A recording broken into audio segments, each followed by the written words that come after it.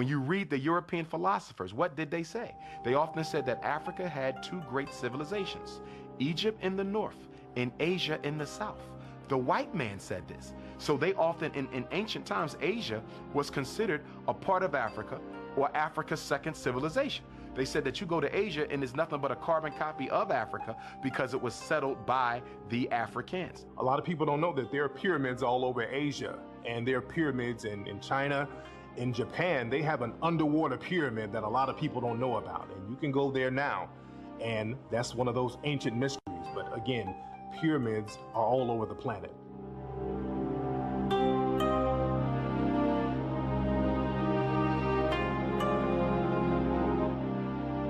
So in Asia today, you have pockets of black people. You have the Mani. You have in southern Thailand. You have a related group in northern Malaysia, sometimes called Sakai, S-E-K-A-I. You have the Andaman Islanders, and there are at least two groups. One group is called the Onge, O-N-G-E, or O-N-J-E, I think it's O-N-G-E, and another is called the Jawara, J-A-R-A-W-A. And then you have black populations in the Philippines, sometimes called Negritos, or Eta, or I think we should call them Acta, which just means the people. You have a tradition of a similar group in Taiwan. These are the diminutive Africoids. These are the small blacks, similar in many ways to the Twa, or so-called pygmies in Central Africa. These are very, very ancient people who left Africa perhaps 60, 70, maybe 100,000 years ago and became isolated. The Padang people, that's a group of people in Asia, and the women have these rings that they wear on their necks that's identical to an African tribe of women in East Africa who wear the same type of rings on their necks. So this just shows that the African-Asian connection is still there. They still carry on some of the African cultures and traditions in certain parts of Asia. I once had a professor of mine working on my doctorate tell me that she went to Japan and they went into the mountains of Japan. Now, this isn't a conscious woman by most definitions, but she couldn't wait to come back and tell me this. She said, Umar, I was in Japan. We went up into the spiritual temples of Japan, and we sat down in one of the temples waiting for the priest to come out and teach us a little bit about what they believe and what they stand for. She said, Umar, they walked out of the temples and their skin was just as black as ours. They had gray afros because they were elders. Now, she said the phenotype looked like the modern Asian, but she said the skin was black and they had gray afros, hair standing up on top like Don King. And she said it totally overcame me. They sat down and they began to talk, and she said I couldn't believe these were black men. They were Japanese, but they were black men. When I went over to Indonesia, I went there at night and I would see billboards of very light-skinned Asian Indonesian people. And then when I went to my hotel, I would go and watch these movies and I would see these very, again, light-skinned, pale-skinned Indonesian Asian people. But the next day when I went out into the streets of Indonesia, everybody was either my color or darker. I didn't see one person who looked like these people that were on the billboards and on television. So they would pick and choose and get the whitest looking Asian people to promote in the media over there. And when I walked around Indonesia, I saw people like jet black, dark. I ran into a couple of people with afros. I saw one Asian brother, full-blooded Asian guy with an afro, and I had to stop him. I said, brother, where are you from? And the brother was like, I'm from here, right here in Indonesia. So that African presence, that African phenotype is still throughout Asia to this day. Look at the Buddha's hair.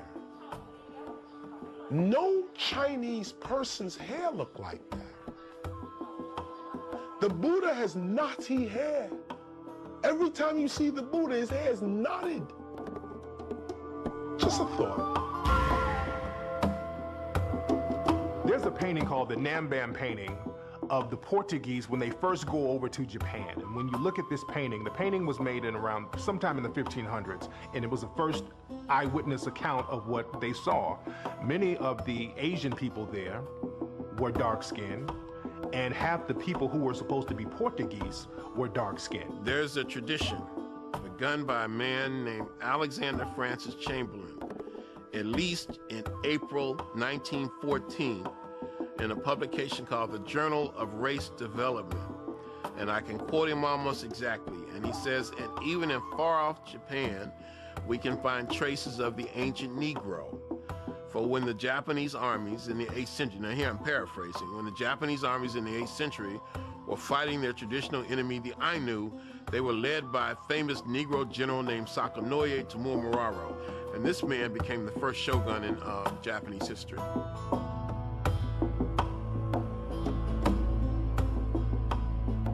Also in Malaysia, when I went down to Malaysia, I went into the rainforest over there. And it's very difficult to get over to some of these spots. Some of these people there are very secluded. And because they're secluded, they were able to avoid many natural disasters, and they were also able to avoid invasions. So they didn't mix in with some of the invading forces. So they kept their same African phenotype. And if you go to Malaysia, there's a tribe called the Batek tribe. And they look like an African tribe. If you go there, they have woolly hair, African nose, lips, everything about these people looks like an African tribe.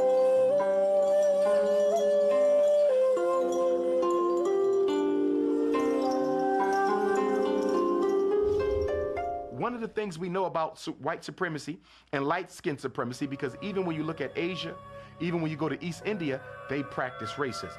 Why? Because all of these places were colonized by the European, and their culture infected the people. So one of the things that they do is they also have a tendency to do what? Hide the darker brother.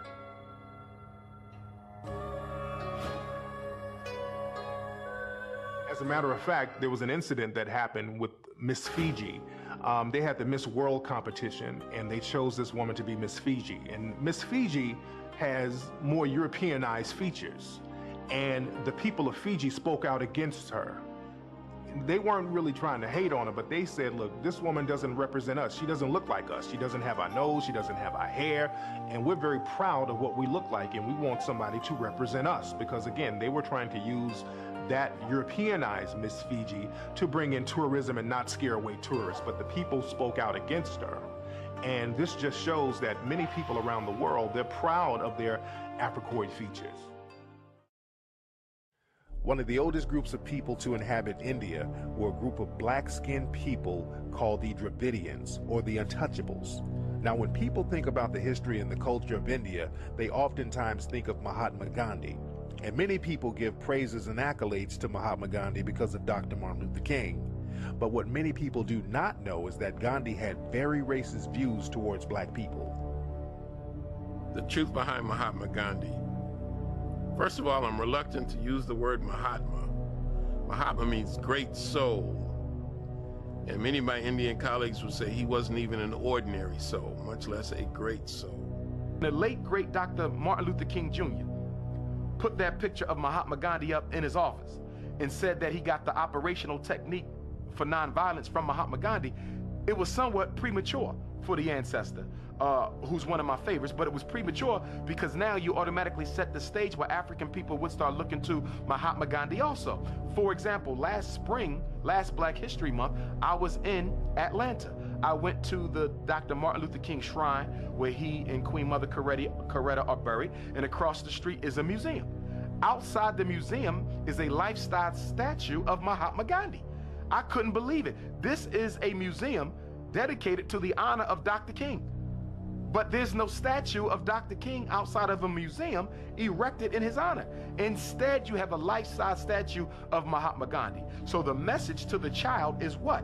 That it was really Mahatma Gandhi who's responsible for you coming through the civil rights struggle, not Dr. King. Now, had Dr. King knew Mahatma Gandhi's true racist thinking and ideology, I'm sure he would have thought otherwise. As a psychologist, you can never know what's really at the root of somebody's thinking.